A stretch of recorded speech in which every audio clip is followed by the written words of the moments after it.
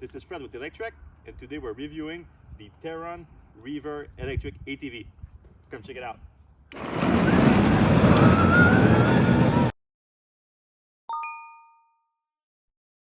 All right, before we get back on the ATV, which I want to do badly before it gets, while the weather is still good out there, let's talk a little bit about Theron because they might end up producing the very first all-electric ATV out there.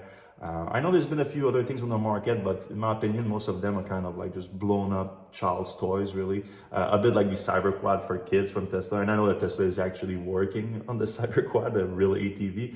But right now in the market, it's a lot of that. It's just like basically child's toys, a little bit blown up to be actually useful for adults a little bit. But it's nothing like what we're talking about here, which is like up to 20 kilowatt hour of battery pack in it, which you have some. I mean, the original Leaf had a 24 kilowatt hour battery pack, and that was a full-size car. This is an electric ATV that's impressive. 70 horsepower in the biggest version of it. So it's a very powerful machine, a workhorse really, that you have nothing else on the market. Like this is gonna take market shares from actual ATV user, gas-powered ATV user, not just child's toys.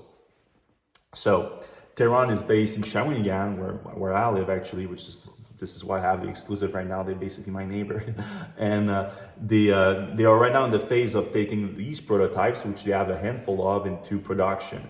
They are in the last phases of beta prototypes, and they're moving to full-scale production. And they are trying to raise money right now they are in the middle of a fundraising round to be able to finance that production. But they're very close to it, so that's an exciting time for the company. And they have a very interesting way to run this beta program with these prototype, where they're actually already in the hands of some customers.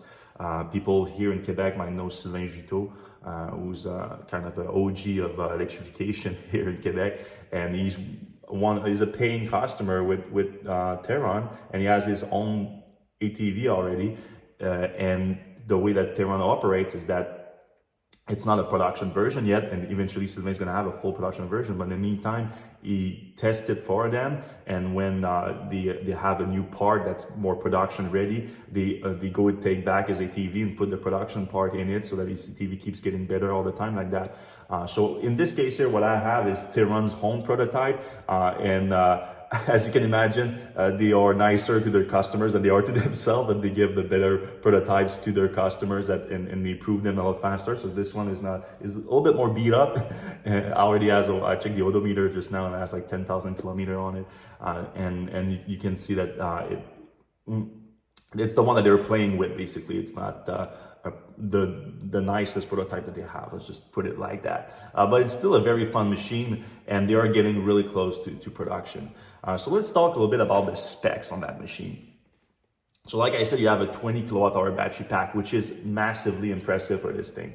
20 kilowatt hour, they say that it's gonna result about 180 kilometers of range, but you have, with motorsport like that, outdoors motorsport, you always have to be careful in terms of range, because it completely depends on how you're going to use it. If you're going to power it super hard, if you're going to tow things, because it has a 1,500 pounds towing capacity on this thing with the tow hitch in the back.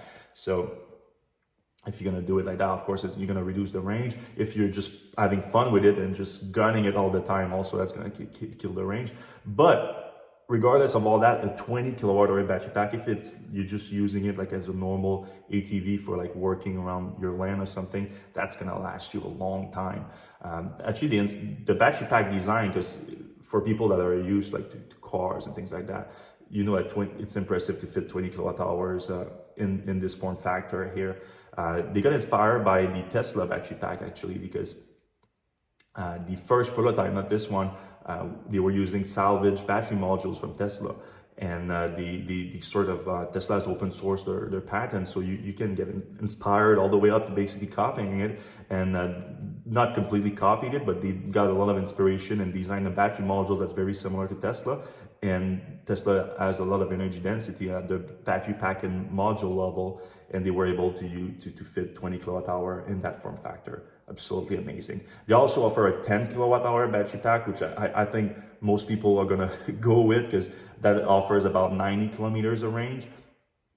And that's plenty, obviously, because especially if you have access to charging it. Of course, if you want to go like long distance traveling with it, which I know some people do with their ATV, they go trail running. You might want to go with the 190 not kilowatt, 180 kilometer version of it with a 20 kilowatt hour battery pack. That would make more sense. And you have a level 2 J1772 connector on it, so you can charge that thing in like 1.5 hours. So is it 1.5? Level 2, yeah, they say 1.5. And yeah, the other thing that's awesome with this, and the fact that it's electric, is that you can power other things with the actual battery that's used for propulsion.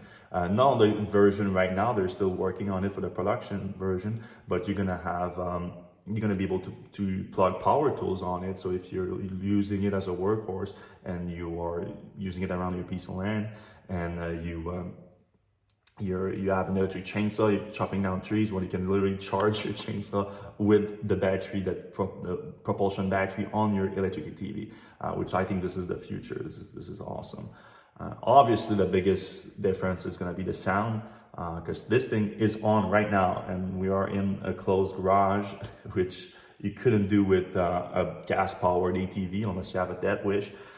Also, you can hear me talk clearly right now, even though it's on, and you wouldn't be able to do that with a TV. So it's nice for that, but of course, that's a very small use case of actually running an ATV in the garage.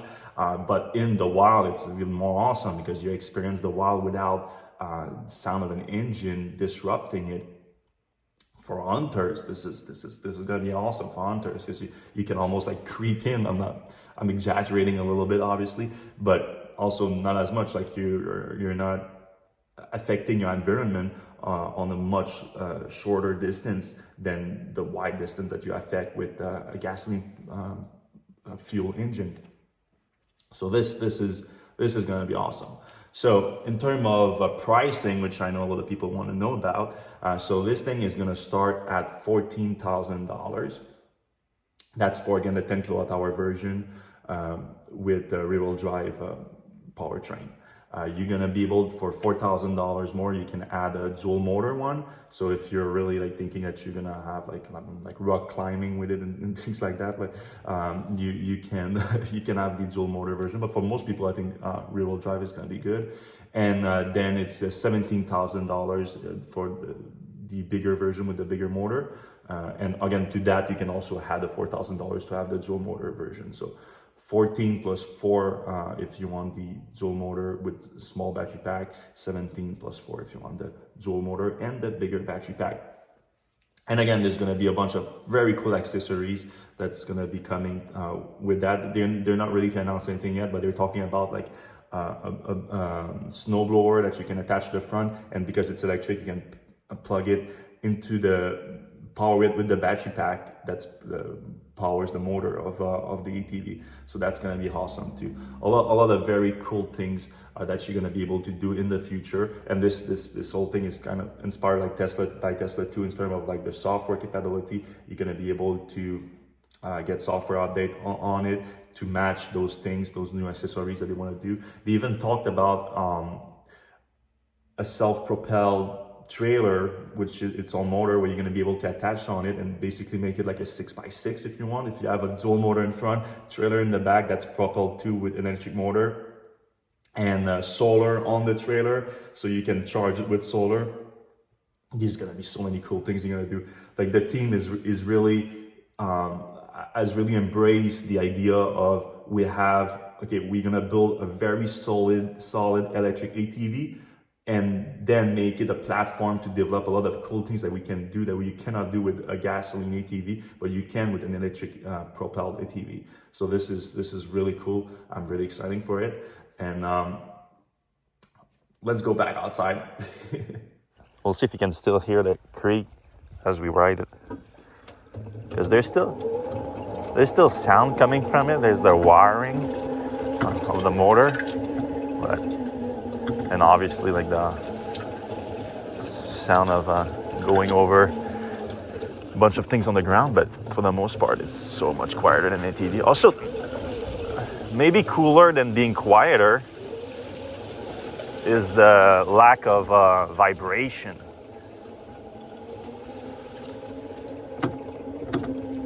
What's annoying though is that you can hear because we're too. Can you get closer to me, Francis? Yeah, there you go.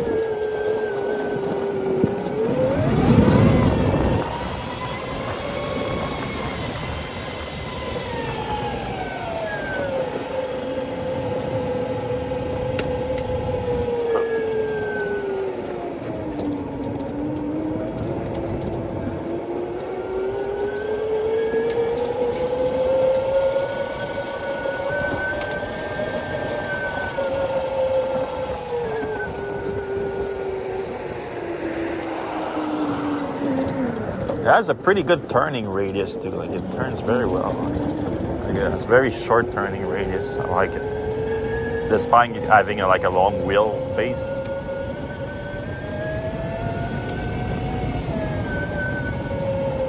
I could push it a lot harder, but since this is a prototype, I'm being a little bit more careful.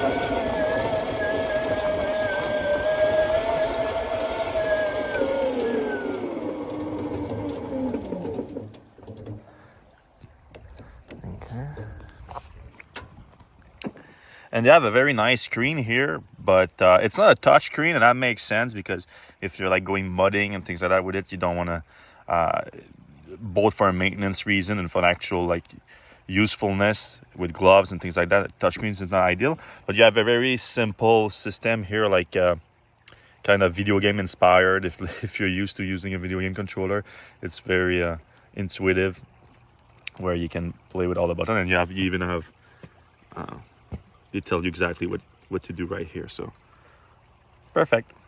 And we're back. That was a ton of fun. I'm so excited for this vehicle. You have no idea. I'm so excited because also this is just a prototype and it's already very good. You can see a lot of potential for it for the production version. That's going to be a lot more refined, a lot sleeker, and very useful. It's not just a fun vehicle. You can use it as like a motorsport vehicle. You can have a ton of fun and guilt-free fun because you're not burning gas too as you do it. And also you're not bothering your neighbors as much because it's not as loud.